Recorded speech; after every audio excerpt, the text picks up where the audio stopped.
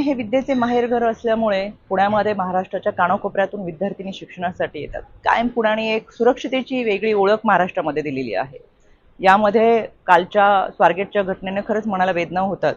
काल सकाळी 6 सव्वा 6च्या दरम्यान स्वारगेट आगारामध्ये एका 26 वर्षाच्या तरुणीवर अत्याचार झाला। संबंधित तरुणीने 9 वाजता स्वारगेट पोलीस स्टेशनमध्ये तक्रार दाखल केली आणि त्या ठिकाणी कार्यरत असलेल्या डीसीपी स्मार्तना पाटील असतील, पोलीस अधिकारी पूनम पाटील असतील यांनी तातडीने तपास कार्य हातामध्ये घेतलं।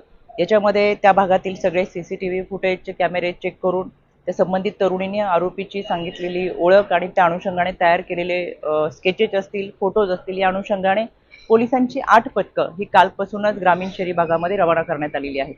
यामध्ये आरोपीचे सीडीआर असतील, लोकेशन असतील हे डिटेक्ट करून आरोपी पकडलाही जाईल। पण शेवटी त्या मुलीची सुरक्षितता फार महत्त्वाची आहे। तिचं आयुष्य हे लाख मोलाचं आहे। त्याच्यामुळे अशा घटना घडूच नाही याच्यासाठी सतर्क राहणं फार गरजेचं आहे।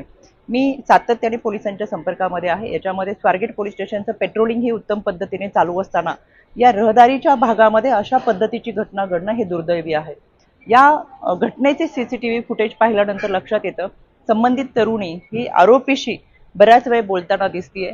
मास्क घालून आलेला हा आरोपी अनोळखी आहे, आपली कोणतीही ओळख नाहीये, तरी सुद्धा संबंधित तरुणीने आपल्याला कुठे जायचंय, आपल्याबरोबर कोण आहे, आपला पत्ता, या सगळ्या गोष्टी सांगितल्यामुळे कदाचित आरोपीच्या लक्षात आलं असेल की ही मुलगी एकटी आहे आणि आरोपीने सांगितलं की मी तुला बस दाखवतो, माझ्यासोबत चल, आणि यामुळे ती तरुणी त्या आरोपी सोबत गेलेली आहे। मला महाराष्ट्रातल्या माझ्या सर्व लहान भगिनींना या निमित्तानं आव्हान करायचं आहे, कोणत्याही अनोळखी व्यक्तीवर विश्वास ठेवू नका, आपली कोणतीही माहिती अनोळखी व्यक्तींना देऊ नका। इतकंच काय, सोशल मीडिया आणि फेसबुकवरती सुद्धा जर कोणी फ्रेंड रिक्वेस्ट पाठवत असेल तर सहजासहजी त्याला बळी पडू नका। शेवटी माणसांच्या कळपामध्ये हिंस्र श्वापदांची संख्या दिवसेंदिवस वाढतीये। आपली सुरक्षा आपल्या हातामध्ये आहे। महाराष्ट्र पोलीस, राज्य महिला आयोग, महाराष्ट्र शासन हे आपल्या सुरक्षितेसाठी सतर्क आहेत, पण आपण देखील सावधगिरीच्या भूमिकेमध्ये असावं।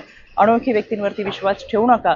कोणतीही माहिती हवी असल्यास त्या भागातल्या शासकीय यंत्रणेकडे चौकशी करावी। स्वारगेट भागामध्ये आपल्यासाठी मदत कक्ष आहे किंवा 112 या क्रमांकावरती 1098 1091 या क्रमांकावरती माहिती विचारली तरी सुद्धा आपल्याला माहिती मिळू शकते। म्हणून महाराष्ट्रातल्या माझ्या या सर्व विद्यार्थिनींना, लहान भगिनींना मला या निमित्तानं आवाहन करायचंय, सतर्क रहा। अनोळखी व्यक्तींच्या कोणत्याही दिशाभूल होत असताना त्याला बळी पडू नका।